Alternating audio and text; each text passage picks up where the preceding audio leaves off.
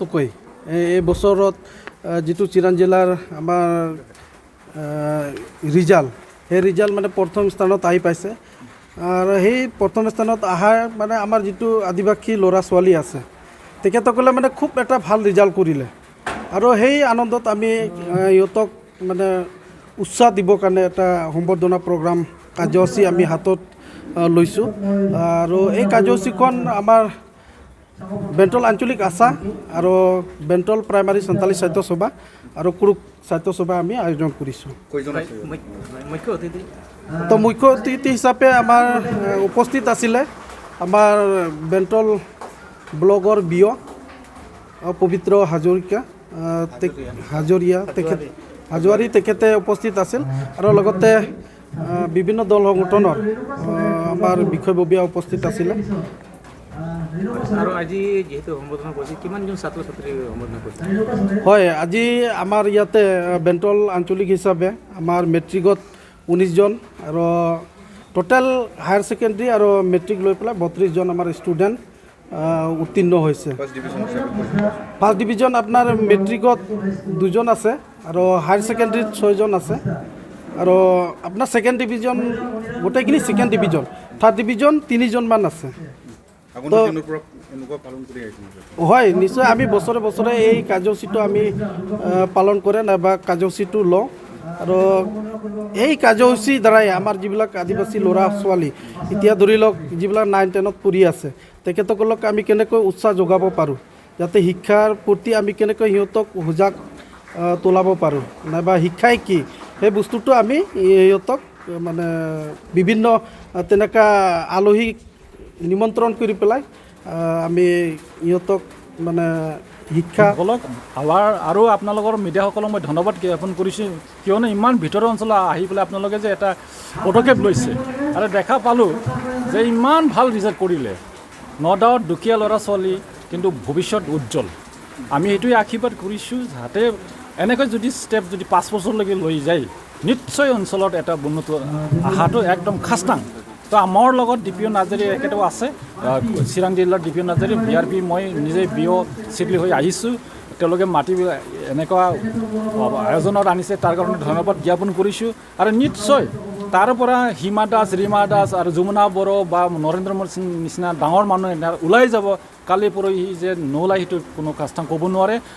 মানে under estimate কৰিব নোৱাৰে। গতিকে আমি উজ্জ্বল কামনা কৰিছোঁ অঞ্চলৰ এটা আৰু আমাৰ নেতা আমাৰ লিডাৰবিলাক বিশেষকৈ সান্তালী আদিবাসী সাহিত্য সভাহঁত সিহঁতৰ নেতাবিলাকক ধন্যবাদ জ্ঞাপন কৰিছোঁ আৰু অনুৰোধ কৰিছোঁ যাতে তেওঁলোকে 5 বছৰলৈকে তেনেকৈ লৈ যাওক আৰু চাওক অঞ্চলে এটা বিশাল এটা উন্নত হ'ব বুলি আমি আৰু আশা ৰাখিছোঁ। এইখিনি মোৰ ক'বলগীয়া। আৰু আদিবাসী জনগোষ্ঠীৰ লগত লিখা পঢ়া বহুত কম এটা সময়ত আছিল, কিন্তু এই সময়ত যেনেকৈ উত্তীৰ্ণ হৈ আছে এই সন্দৰ্ভত কেনেকৈ ক'ব? এইটো সময়ৰ আহ্বান। এক সময়ত আমাৰ আন্দোলন আছিল বা যোগাযোগ নাছিলে, আমি ভিতৰলৈ অঞ্চললৈ আহিব নোৱাৰিছিলোঁ বা বাহিৰৰ মানুহবিলাকে ভিতৰত অহাৰ কোনো সুবিধা নাছিলে। এতিয়া গাড়ী ঘোঁৰা বা ৰাস্তা ঘাট চব মানে পিচফুল চিটুৱেশ্যন হৈ গ'ল। এতিয়া কোনো জাতি বাতি কোনো কথা নাই, ধৰ্মলৈ কোনো কথা নাই, যোনে যেনেকৈ সুবিধা পায় তেনেকৈ আগবঢ়াব লাগে আৰু নিশ্চয় তাৰ কাৰণে আমাৰ নেতাবিলাকেও কাম কৰিব, আমিও আছোঁ। য'ত মাতে আৰু অকল ইয়াত নহয়, আপোনাৰ দোনাবাৰী বৰজাৰ এইটো অঞ্চলত নহয়, আপোনালোকে বহুত এৰিয়াত কৰাটো আমি দেখিছোঁ আৰু খুবেই ভাল পাইছোঁ। আৰু আদিবাসীসকলৰ এটা সময়ত এটা নিশ্চয় ডাঙৰ এটা পদক্ষেপ ল'ব আৰু নিশ্চয় ইয়াৰ পৰা IAS officer SS officer coaching কৰাৰ কাৰণে আমাৰ BTR চৰকাৰৰ যেনেকৈ লৈছে Super 50 Super 30 তেনেকৈ লৈছে, তো নিশ্চয় তেওঁলোকক যোগাযোগ কৰি পেলাই চৰকাৰৰ আঁচনিবিলাক জানি ল'ব আৰু নিশ্চয় যোগাযোগটো হ'ব বুলি মই আশা ৰাখিছোঁ আৰু তেনেকৈ নিশ্চয় উজ্জ্বল আহিব বুলি। ছাত্ৰ ছাত্ৰীসকলৰ অভিভাৱক বা জাতীয় সংগঠনবিলাক কেনেকৈ সজাগ হ'ব লাগে?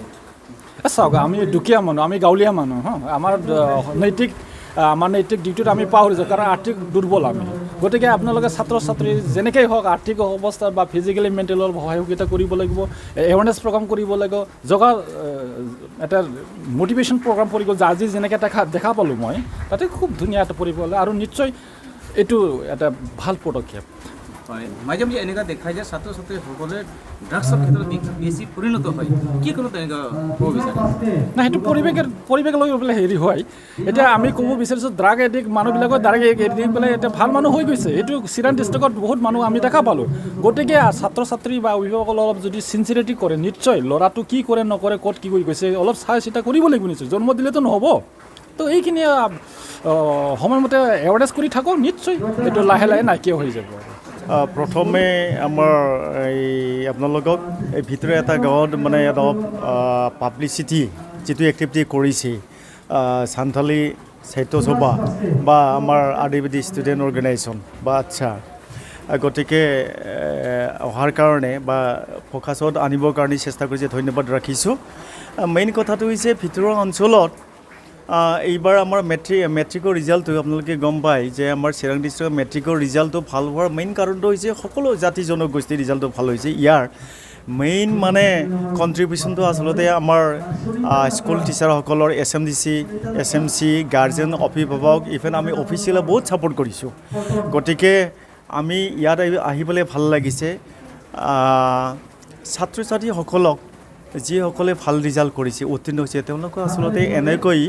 সভা সমিতি পাতি পেলাই তেওঁলোকৰ নিজৰ অভিভাৱক গাৰ্জেনৰ সন্মুখত বা জাতীয় সংগঠন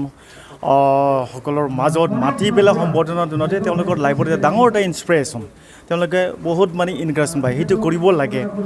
আৰু এটা কথা এইখিনিতে ক'ব বিচাৰিছোঁ আচলতে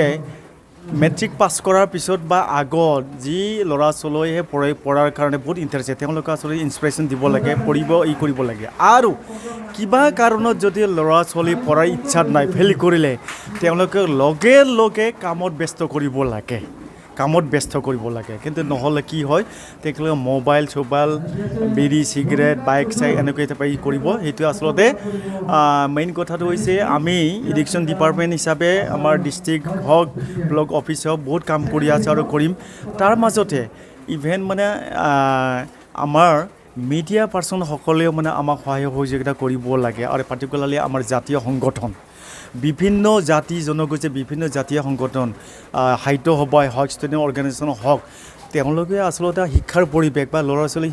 শিক্ষা যেন ভাল কৰি আমি আগুৱাই লৈ যাব পাৰোঁ ইয়াৰ বাবদ আচলতে সকলোৱে আমাৰ লগত এডুকেশ্যন ডিপাৰ্টমেণ্টৰ লগত সহযোগিতা আগবাঢ়িব